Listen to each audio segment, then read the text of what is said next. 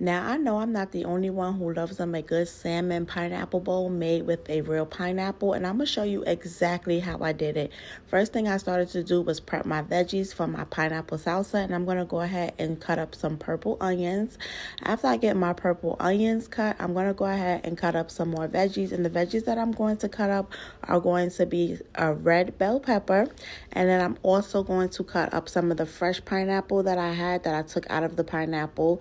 I'm going to use the plate for tonight's entree. So I got my red onion cut up. I'm going to start working on my red bell pepper. And the way I'm going to cut this is just by cutting it in half.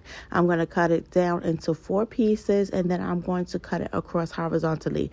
Now, these are some veggies that I had in my fridge inside of my little veggie bag. Anytime I have veggies and I don't use all of it, such as an onion, a pepper, carrots, whatever it is, I put it inside the Ziploc bag and I put it inside the fridge so that I can use it for a later date or come up with something that I'm going to use it for as a meal. After I get my red bell peppers cut up, I'm going to go ahead and use some of the pineapple that I took out of the inside of my pineapple, and I'm going to start slicing and dicing up the pineapple into little squares just like this, trying to make sure that I get my cuts all uniform and the same. Now, however you like to make your pineapple salsa, you can. This is just how I make mine, with the ingredients that I have inside of my home already. After I get my pineapple cut up, I have my red onion, my red bell pepper, and my pineapple. I'm going to go ahead and use the bowl that I cut the pineapple up in, and I'm going to use some of that pineapple juice, and I'm going to add in my veggies, my red onions, my red bell pepper, and my pineapple, just like that. Now, because I didn't have any limes, I'm using the pineapple juice as the liquid for my pineapple salsa. If you have lime, I would recommend that you substitute the pineapple juice and use the lime. Now I'm going to season it just a little bit with a little salt, pepper, and I'm going to add some cilantro as well. Now, if you have fresh cilantro, I recommend using the fresh cilantro, but if you don't, you can always substitute it out with the dried herbs that you have in your pantry. After I got all my seasoning on there, we're going to go ahead and mix this up, give this a good mix everything together, make sure all those flavors are combining together.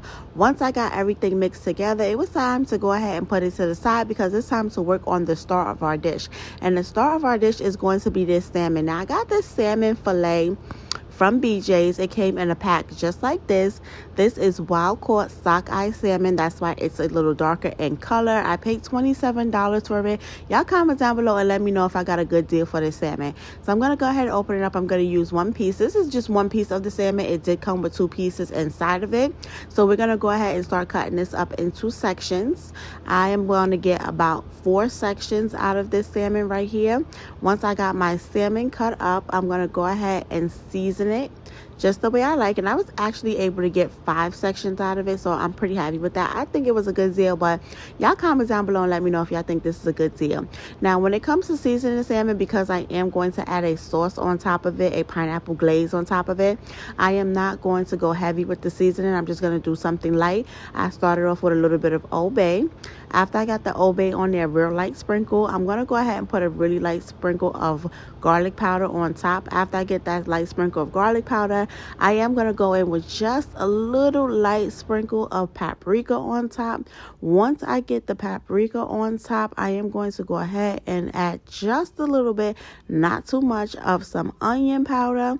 Once I get my little sprinkle of onion powder on there, because you know we fancy just like that, I have to go ahead and add me in just a little sprinkle of some parsley, just to make it get a little pop of color. That's what I feel like parsley is for. I feel like parsley is just to give it a pop of color and just to make it look more pretty when you're doing your plating. After I got my parsley on there, I am going to go ahead with a little bit of that pineapple pepper because we want some of that pineapple flavor on our salmon. Now, this pineapple pepper is not salty at all. It's more so on the sweet side. This is not sponsored. I paid for this with my own money. Now that my salmon is seasoned, we're going to go ahead and put it to the side. I'm going to work on that pineapple glaze that I'm going to put on top of my salmon. I got some fresh garlic that I went on ahead and did a rough chop on.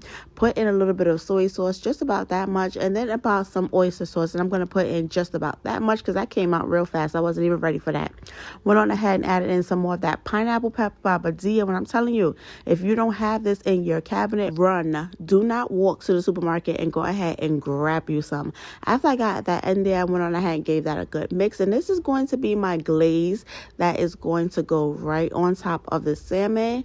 Now I'm going to put this on the salmon when my salmon is about halfway cooked, because I'm going to go ahead and put it in a pan right now. So you're going to get your pan, just a little bit of olive oil, put that salmon skin down if you want to get your salmon skin nice and crispy. If you do not like the salmon skin, I still recommend cooking it with the skin on, just so your salmon won't fall apart. Just my recommendation. And then after your salmon is cooked, you can go ahead and remove the skin. Now that my salmon is just about done, I'm going to go ahead and start adding that glaze right on top so that the glaze can cook into the salmon for the last few minutes that the salmon is cooking. And then we're going to go ahead and start working on our side orders. So for sides today, I did go ahead and make some white rice.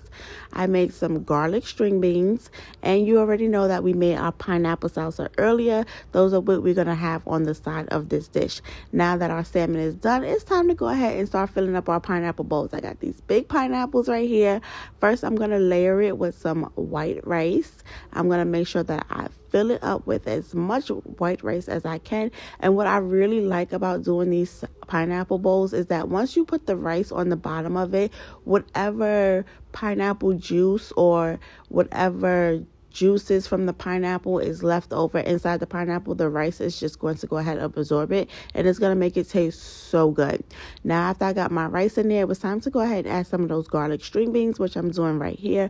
I'm going to make sure I put a nice big helping of them on the side, and I wanted to make sure it looked pretty because I like to make sure my food looks absolutely gorgeous. I want you to eat with your eyes before you get to taste it.